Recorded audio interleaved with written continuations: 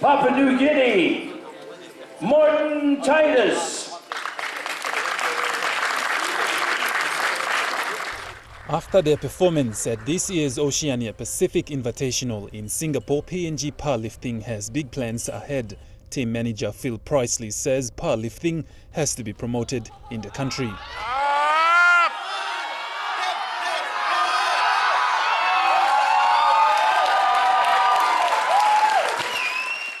The Talent ID programs will be rolled out around the country to identify potential powerlifters. What we're trying to do is to actually formulate powerlifting the way it should be. Now that Michael's come on board and he's got the equipment that we need and what have you, it's a chance for us now to really put powerlifting together. There was a young girl in the PNG Games who really shone and did very, very well. So we're trying to develop a team of different age groups and different categories so that we can take over and, you know, when we go to the next Pacific Invitational in Sydney, and then we got the world titles coming up in June, which Linda's already qualified for, you know, so it's her chance to really go out and show the world that, you know, she's still got it. While Pacific Games facilities are of international standards, it is possible for PNG to host the 2020 Pacific Invitational. I put my hand up and says that, you know, possibly PNG would like to host one in 2019. But as it turned out, somebody had already booked 2019. So we're going to try and, you know, speak to the government and what have you and see if we can host it in 2020, which just on a monetary value alone for the amount of people that come to these Oceania meetings from the different countries around the world, you know, I mean, here we have Pakistan and, you know, then the Pacific Islands and what have you.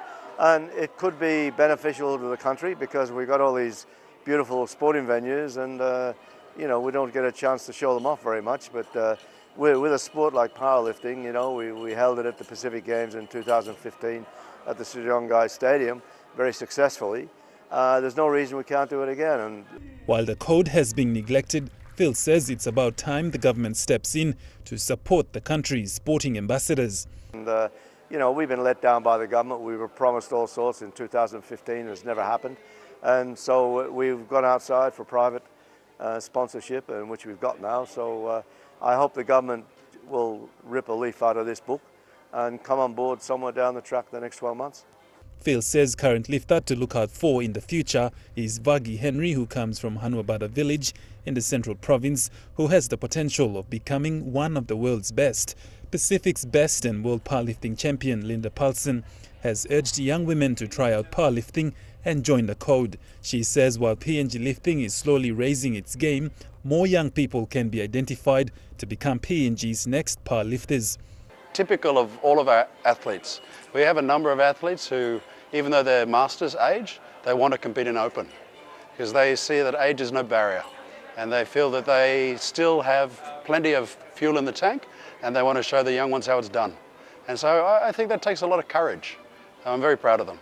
Meanwhile, the next event to look forward to will be the next Pacific Invitational in Sydney and the World Championships in Canada.